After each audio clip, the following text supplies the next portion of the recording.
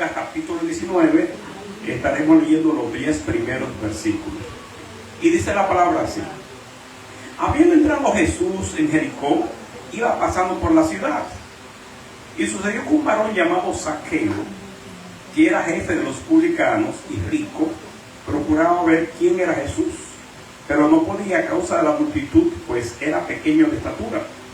Y corriendo delante subió un árbol sicómoro para verle, porque había de pasar por allí. Cuando Yeshua, o Jesús, llegó a aquel lugar, mirando hacia arriba, le vio y le dijo: Zaqueo, date prisa, desciende, porque hoy es necesario que pose yo en tu casa. Entonces él descendió a prisa y le recibió gozoso. Al ver esto, todos murmuraban, diciendo que había entrado a posar un hombre pecador. Entonces Zaqueo, puesto en pie, dijo al Señor: he aquí, Señor, la mitad de mis bienes doy a los pobres, y si en algo he defraudado a alguno, se lo devuelvo cuadruplicado. Y Yeshua, o Jesús, le dijo: hoy ha venido salvación a esta casa, por cuanto él también es hijo de Abraham. Porque el Hijo del Hombre, o sea, Yeshua o Jesús, vino a buscar y a salvar lo que se había perdido. Amén. Amén. Padre, en el nombre de Jesús te damos gracias, oh Señor, por tu palabra. Mi Dios, mira, ahora vamos a hacer exposición de ella. Te pido, mi Dios, que estas palabras no retornen vacías, sino que hagan el efecto para el cual van a ser enviadas. Gracias, mi Dios, en el nombre de Jesús. Amén. El pasaje que se ha escogido, ¿verdad?, está en el Evangelio de Lucas. La palabra evangelio viene del griego evangelion, o sea, buenas nuevas. Eso quiere decir que no necesariamente todo lo que está en los evangelios sea literal o sea histórico, sino que es para llevar buenas nuevas, llevar un mensaje de esperanza o de aliento a cada persona en cada lugar, en cada momento. O sea, es el mensaje, el propósito del evangelio, independientemente de que el contenido sea literal, sea histórico o no sea histórico. Se encuentra este pasaje en el Evangelio de Lucas. Lucas es el tercer evangelio, ¿verdad? Versículo. El 19 del 1 al 10. Es el tercer evangelio, pero eso es en orden como aparece en la Biblia, no el orden cronológico. Desgraciadamente, los hermanos cristianos, en su gran mayoría, viven desconectados de las escrituras porque no la estudian en el orden en que fueron escritas. Es como que ahora yo vaya a hacer una biografía del hermano David y empiece a hablar lo que es el bachiller y después salte que está en la escuela primaria y después me vaya que hizo una maestría y que ahora que se casó.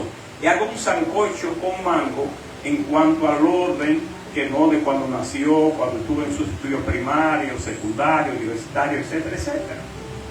Entonces, ¿cómo se escriben los evangelios? O sea, la Biblia, en el Nuevo Testamento, lo primero que se escribe, ¿qué fue? Las cartas. Las cartas se escribieron en los años 50, en los años 60, por ahí. Luego, en los años 70, se escribe el primer evangelio. ¿Cuál fue el primer evangelio? Marcos. Nosotros tenemos a Mateo. Entonces, después de Marcos, Mateo, Lucas, y luego en los años 100, Juan. Luego están los Hechos, y entonces aparecen las cartas. Después del Evangelio y los Hechos aparecen las cartas. Y aparece la primera, aparece la carta a los romanos, que es la número 12. O sea, que hay un revolú en el orden en que no han colocado la Biblia nosotros. Cuando Jerónimo y San Agustín de Hipona, por allá en el siglo 3 o 4, decidieron establecer ese orden, y nosotros los evangélicos, que decimos que somos diferentes, nosotros somos iguales. En el fondo, porque estas cosas se siguen haciendo igual, no parece alguien que diga, vamos a establecer el orden en que realmente fueron escritos los libros. Bueno, pero está bien, no es crítica para los evangélicos, pero es una realidad, hemos seguido igual, con muy pocas diferencias. Entonces, Marcos se escribe en los años 70, Lucas en los años 80. Pues estamos ubicados ahora en tiempo y espacio. Lucas en el año 70, que también escribe el libro de los Hechos, que lo escribe un poco después. Aquí hay un pasaje interesante sobre un personaje llamado Zaqueo. Este era un muchacho bueno, ¿verdad? Tranquilo, noble. La palabra saquear, saquearon tal negocio, ¿qué están diciendo? Se llevaron todo lo que había, ¿verdad? Entonces, esa palabra de saquear viene de quién? De Saqueo el pobre. De Saqueo, este muchacho que estamos hablando aquí en Lucas 19. Ahora bien, este muchacho en Lucas 19 hay algo interesante. Dice que era líder de los publicanos. Los publicanos eran un grupo de personas que estaban cobrando impuestos. O sea, Roma, que era el imperio de esa época, Israel era un reino vasallo. O no un reino, realmente estaba subyugado directamente a Roma, hablando más claro. Pero Roma, con tal de que le pagaran sus impuestos, y ahí para allá se le importaba qué hicieran los sacerdotes, saduceos, los fariseos, etcétera, etcétera, como el templo. Entonces, a Roma se le daban su dinero de impuestos, y de ahí para allá quisieran lo que quisieran. Ahora, ¿qué pasa?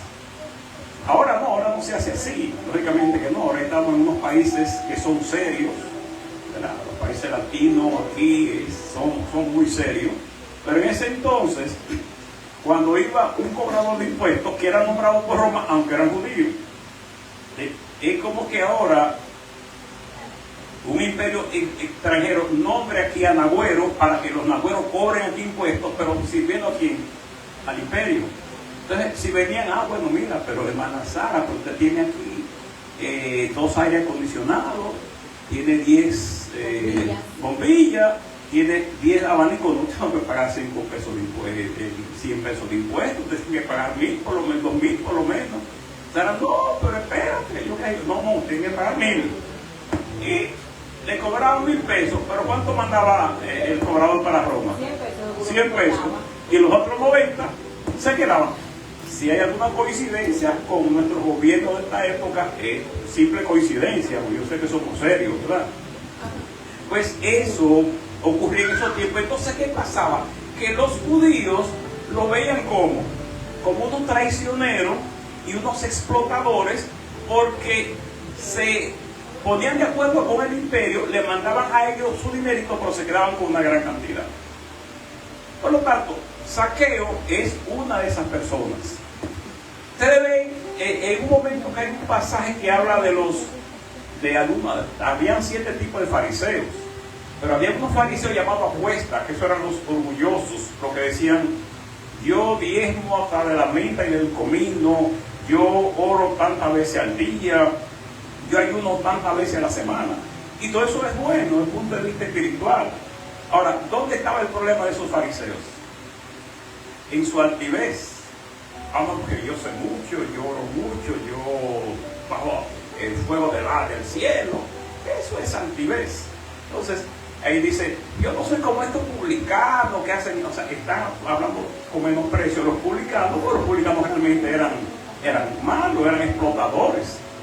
Por lo tanto, Zaqueo está en ese contexto de lo que son explotadores. Ahora, Zaqueo oye hablar de alguien que por donde pasa la cosa cambia. Amén. Que donde iba la multitud apretaba. Había escuchado grandes maravillas que hacía el maestro. Entonces, Zaqueo, aunque era rico, su alma, su corazón estaba pobre, porque estaba lleno de maldad, hermano José. Entonces, eso le tocó a Zaqueo y dice: Dios mío, yo tengo que ver ese hombre. ¿Quién es ese que las multitudes le siguen? Aquel que hace milagros, prodigios y portentos. Amén. Yo tengo que ver ese, porque yo soy rico, pero no me siento espiritualmente vacío. Gracias, hermano Santiago. Por lo tanto, ve que viene el maestro por ahí por un lugar, pero dice que Zaqueo era de cuántas, de 6 pies y cuántas pulgadas decía, que era de baja estatura. De baja estatura. Ahora Zaqueo tiene un problema, pastora Maribel quiere ver al maestro, pero es chiquito. Ahora, ¿qué hago? Y entonces el pasaje nos dice qué Zaqueo se sube a un árbol sicómoro?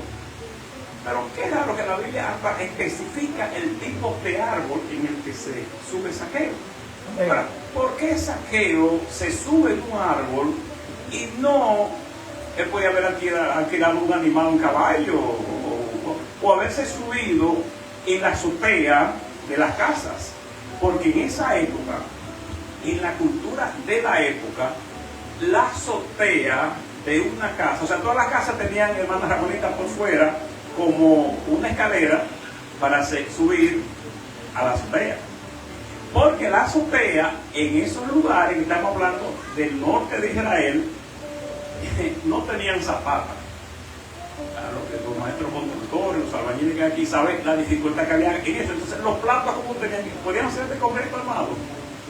No, los platos eran entretejidos en palitos, y entonces los rellenaban con lodo, con barro, para que no le hiciera tanto peso. Por eso, y haciendo un paréntesis, no les resulta más fácil comprender ahora a ustedes el por qué habla de un paralítico que habían tanta gente afuera que decidieron subirlo por el techo. Te dirán, ¿y cómo subieron por el techo, hermano José? Claro, si usted no conoce el contexto histórico, geográfico y cultural, les resulta difícil de entender. Amén. Pero si ahora entienden que la casa tenían como si fuera una escalera para subir a la azotea, y que esa azotea, cuando llovía poco, ¿verdad? Pero en el norte, en Galilea, llovía más. ¿Qué pasaba cuando llovía 4 o 5 veces con ese techo? Explíquenme ustedes. Se iba a descomponer. Entonces casi todos los años que tienen que hacer con la azotea, cambiar por tierra de nuevo, pastora Maribel. Amén. Entonces a este hombre, y saliendo un poquito del tema, pero para edificarle, ven que el paralítico lo sube por la azotea. Entonces, ¿qué pasa? Que es fácil en la azotea romper un pedazo, porque de lodo, de barro y de palito. Entonces hicieron que un hueco y por ahí bajaron. O sea, ustedes ven ahora lo práctico que resulta entender ese otro pasaje, ministro Giovanni y hermana Lidia, porque las cajas no eran de romper el zinc o romper con el palmado, resultaba difícil. Pero como las casas no tenían zapatas, no podían tirarle algo fuerte, le ponían algo ligero arriba, y entonces se subían por ahí, pudieron haber hecho un hueco y por ahí entrar al paralítico. Bueno, pues entonces Zaqueo pudo haberse subido al techo de cualquier casa, porque cualquiera podía subirse al techo de una casa, porque ese techo considera como la calzada en estos tiempos. Es decir, un lugar público, un lugar abierto. Pues ¿por qué Zaqueo, hermana Basilia y hermana Ramona, por qué no se sube en el techo de una casa? ¿Por qué Zaqueo no alquila un animal para subirse en el animal? Hermana Mercedes, ¿por qué no se sube en otro árbol? Porque el árbol sicómoro no era muy alto. Pudo haberse subido un árbol mucho más grande. Digo, no sé si sabía gatear, ¿verdad? Esa parte no lo he investigado, pero si subió en el sicómoro, pudo haberse subido en otro árbol. Ahora, ¿por qué entonces la Biblia, aquí el escritor de Lucas, enfatiza, hermano Mera, en que se sube, hermano Seferino, a hermana Ángela, en un árbol sicómoro? Porque el sicómoro, ese árbol de esa época, nos estamos ubicando 2000 años atrás. Nos estamos ubicando, hermano José, hermano Edward, hermana Iluminada, hermana Miguelina, doctor Odali, nos estamos ubicando en la zona de Israel, en el cercano oriente de esa época.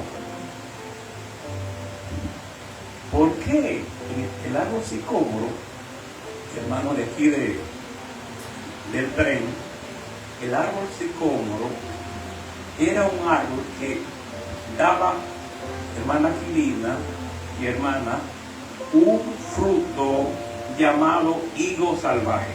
¿Cómo le llamaban? Higo salvaje. Que se diferenciaba, hermana Sara, las dos Sara, tenemos dos Sara aquí, ¿verdad? 4 Sara, busquemos 4 Abraham por ahí también, ¿verdad? Para ver si podemos hacer un equilibrio. Pastor, hermano Joan y las niñas, hacer un equilibrio, ¿verdad? Entonces, el árbol sicómoro producía higo salvaje que era diferente del higo normal. Entonces, el higo salvaje era un fruto que nadie en ese entonces en Israel lo consumía. Le pasó como el hijo pródigo que hablamos el día pasado, ¿verdad? Que estaba comiendo, que quería comer los algarrobos, ¿verdad? Del que echaban a los cerdos. Sí, que Esa, así le llamamos nosotros, ese fruto. Algarrobo. Entonces, ¿qué pasaba, hermano José, con este producto que los israelitas no les gustaban comer? El higo salvaje.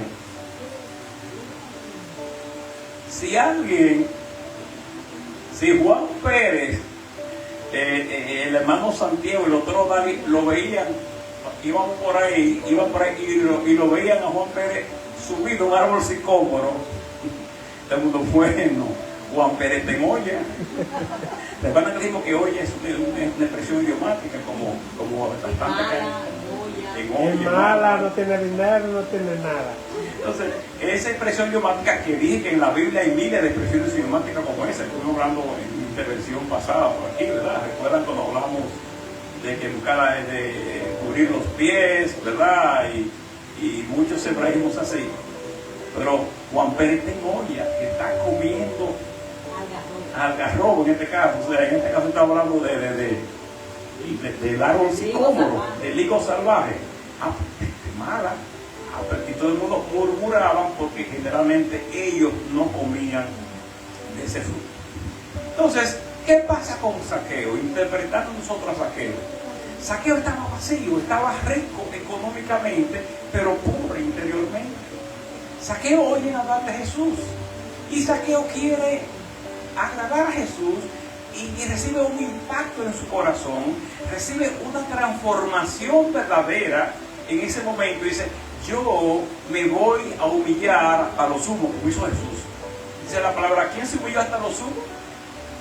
Dice Filipenses, hablando del maestro, ¿verdad? Entonces, yo me voy a humillar, pero eso me voy a subir en un árbol donde el que se sube ahí es porque tiene necesidad, tiene hambre y no encuentra comida.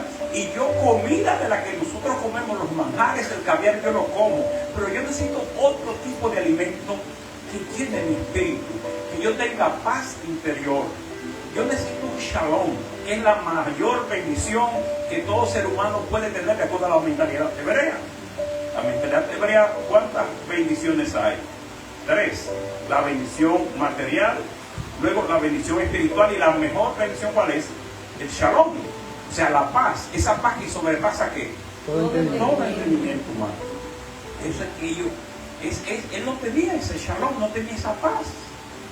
Zaqueo, y anda buscándolo y dice, bueno, debo humillarme, yo no soporto más esta situación por la que estoy pasando, y por aquí está pasando alguien, cuando pasa todo cambia, y yo quiero ser transformado también como las otras gente que han sido transformados. Entonces, cuando todo el mundo, todos miran el personaje que está encaramado, ¿verdad? Ahí en ese árbol sicómoro, este chiquito, que era un explotador, un cobrador de impuestos, todo el mundo, pero esto está raro, ¿verdad? Porque y todos los millones que tiene este hombre, ¿dónde están? Está subido en un árbol de él. Entonces, el maestro Jesús, cuando lo vio, que le dijo, desciende, Zaqueo, porque hoy, ¿qué dice el maestro? Es necesario que yo pose en tu hogar. Cuando pasó eso, ¿qué hicieron todos los que estaban alrededor del maestro Jesús? Oiga, eso es terrible entre nosotros, la murmuración, la crítica, son de las obras de la carne. O no lo dice, manifiesta, son las obras de la carne, habla de contienda, chisme, disensiones, estos que son pendencieros. O sea, eso lo ha habido, pero nosotros, aunque en esta iglesia no pasa eso, yo sé que los hermanos están por las redes tampoco, pero hay gente por ahí que le gustan estar pendientes de los demás y estar criticando a los demás, mirando la paja en el ojo ajeno y no mirando la abeja que tiene en el dedo. Entonces, ¿quién está juzgando a los demás? Y en Santiago dice que uno solo es el dador de la ley que puede salvar o condenar. Pero ¿quién eres tú para juzgar a tu hermano? Nosotros somos diestros para estar juzgando, ¿verdad?, a otros, pero no somos sinceros para nosotros hacernos un análisis interno. Y antes de juzgar a los demás, tenemos que mirarnos nosotros y tratar de dar una vuelta por todos los lados a ver si no tenemos cola que nos pisa. Ahora, uno solo es santo, que no tiene mancha ni pecado, pero nosotros todos somos pecadores, uno más que otro, pero nosotros queremos llegar a alcanzar la estatura perfecta del varón escrito del Señor nuestro. Por lo tanto, lo primero que tenemos que hacer es frenar nuestra lengua, como está en Santiago 3, que habla de la lengua. La lengua es un órgano pequeño, la sin hueso, como le dicen la gente, pero es un órgano peligroso, porque se peca más con la lengua que con los demás órganos. Bueno, pues entonces este grupo de personas que están con Jesús empiezan a murmurar. Entonces, ¿a quién es el único que Jesús dice, voy a posar contigo, voy a compartir contigo? Saqueo. A Saqueo. Porque fue el único que vio que estaba humillado de corazón. Los otros estaban buscando las bendiciones de Jesús, pero no el Jesús de la bendición. Que es muy diferente el tema. Entonces, Yeshua decide compartir con Saqueo más que los otros, porque los otros hacen o hacían lo que dice un pasaje, que este pueblo me honra con mis labios, pero su corazón está Cerrado, lejos de mí. cerrado, lejos de mí. Entonces, Lejos de mí. lejos de mí. Gracias, hermano. Entonces, eso pasa con muchos de nosotros. Y esto es una crítica tanto interna como a los que están por las redes. A veces criticamos a otras religiones, pero muchas veces nosotros no somos cristianos tampoco. Porque, estoy duro, ¿verdad? Porque, ¿qué dice la palabra? Dice el Maestro Jesús, ¿me amas? Si me amas, ¿qué dice? Guarda mis mandamientos. Entonces, yo debo guardar los mandamientos. Si digo ser cristiano, no es que digan soy cristiano, soy cristiano evangélico, pentecostal, o bautista, o metodista, o menonita. No, eso no importa. No hay un pasaje que dice, ¿verdad? En aquel día dirán, Señor, Señor, en tu nombre echaba fuera demonios, tiraba pata voladora, hacía tal cosa, hacía milagros. ¿Y qué dijo el maestro? Apartado de mí, yo no lo conozco, apartado de mí, hacedores de maldad. O sea, porque no es con los dones que podamos tener, sino con los frutos del Espíritu. Y un verdadero cristiano no se manifiesta por lo que diga o sus acciones corpóreas, sino por una verdadera transformación de su corazón. Si alguien era mentiroso y ya no habla mentira, si alguien era un adicto al alcohol y ya no bebe, si alguien era prostituta y ya no es prostituta, esa es una verdadera cristiana, porque esa ha sido transformada con sus hechos, no con su boca. Claro, como dijo alguien que fue un mentiroso de esto que hay, y creaba problemas, pero predicaba bonito. Y un vecino lo ve predicando y dijo, tus hechos no me permiten escuchar tus palabras. O sea, que todo el que es coherente, todo el que es íntegro, debe hacer lo que dice. Amén. Si no, no es íntegro. Aquí entonces tenemos un Saqueo, ¿verdad?, que demostró con sus actos una humillación. Por lo tanto, nosotros bautizamos ese árbol como el árbol de la humillación. Y dice la palabra que el que es humillado, ¿qué será con él? Será ensalzado. Y el que se ensalza, ¿qué será? Dios lo humilla. O no dice también que el altivo, Dios, ¿qué pasa con el altivo? Mira de lejos. Lo ve de lejos. Entonces, este es un momento, hermanos y hermanas, que como dice 2 de Crónicas 7:14, si se hubiera mi pueblo, sobre el cual mi nombre es invocado, y oraren. ¿Y qué? Y oraren. Y buscaren mi rostro. Y se convirtieran de qué? De su malo camino. Entonces, después de esas tres condiciones, entonces yo escucharé de los cielos, perdonaré su pecado y sanaré su tierra. O sea, que hay tres condiciones principales que nosotros tenemos que hacer. Así que en este día, en esta noche, yo digo este día que abarca todo, y así no tengo problema, ¿verdad? O que me están escuchando, no sabemos en diferido en qué momento lo esté escuchando, en qué lugar geográfico del mundo puede estar, porque ya el mundo es una aldea global, ¿verdad? Alguien puede estar ahora mismo en Europa, es hora de la madrugada, alguien está en otra parte que todavía no ha ocurrido, entonces pueden ver en diferido. Y en este día nosotros estamos llamados a ser humildes, amén, a ser manso, no menso. Quiero aclarar eso, porque no sé ser menso y usted ser manso, porque nos manda a ser astuto como manso como quien, como la paloma, pero astuto como quien, como la serpiente. Entonces nosotros los cristianos debemos ser manso, no menso, no permitir que se nos haga nido en nuestra cabeza, pero es el momento de nosotros humillarnos. Es un momento en nosotros reconocer su rostro. Es un momento en que nosotros tenemos que conocer la grandeza de Dios. Es el momento de, así como Zaqueo dijo, cuando bajó, mire maestro, yo me siento completamente roto en mi corazón. A quien yo le he hecho algo malo, se lo devuelvo 4 veces más, cuadruplicado. O sea, que fue compungido, hermano Seferino, de que sabía que había robado, que había estafado y estaba dispuesto a devolver 4 veces lo que le había robado a la gente. Eso es un verdadero arrepentimiento. Es el arrepentimiento que nosotros entendemos que nosotros debemos tener.